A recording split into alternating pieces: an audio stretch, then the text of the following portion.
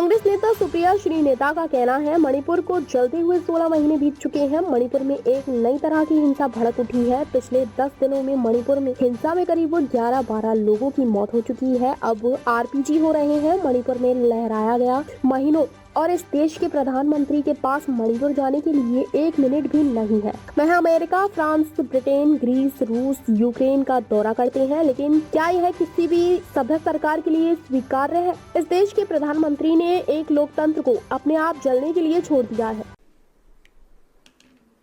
16 महीने हो गए और मणिपुर जल रहा है।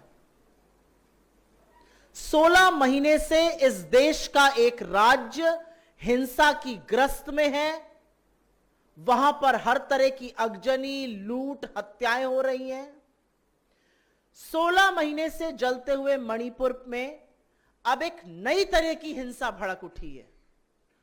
पिछले 10 दिन में मणिपुर में करीब 11 से 12 नई हिंसा में भड़की, करीब 11 से 12 मौतें हुई हैं।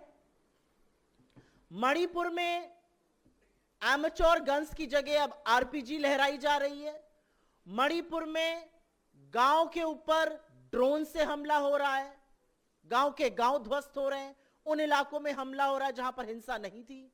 मणिपुर में एक पूर्व मुख्यमंत्री के घर पे रॉकेट से हमला हो रहा है। मणिपुर के राज्यपाल के घर पर पत्थरबाजी होती है। मणिपुर में सुरक्षा बलों पर हमला होता है, उनके शस्त्र छीनने की कोशिश हो रही है। तो ये क्या हो रहा है मणिपुर में? मणिपुर में इंटरनेट बैन कर दिया जाता है। मणिपुर के तमाम जिलों में कर्फ्यू लगा हुआ है। मणिपुर में छात्र और युवा सड़कों पर हैं, प्रदर्शन कर रहे हैं। मणिपुर की पूर्व गवर्नर, जो फुल टाइम गवर्नर थी, जो मणिपुर के हालातों को अच्छे से समझ रही थी, जो उनकी व्यथा को समझ रही थी, वो कह रही हैं हालात बहुत गंभीर हैं। उनको हटा दिया गया है। एक हाफ टाइम गवर्नर अपॉइंट कर दिया गया है। मणिपुर के सारे एग्जाम स्थगित हैं।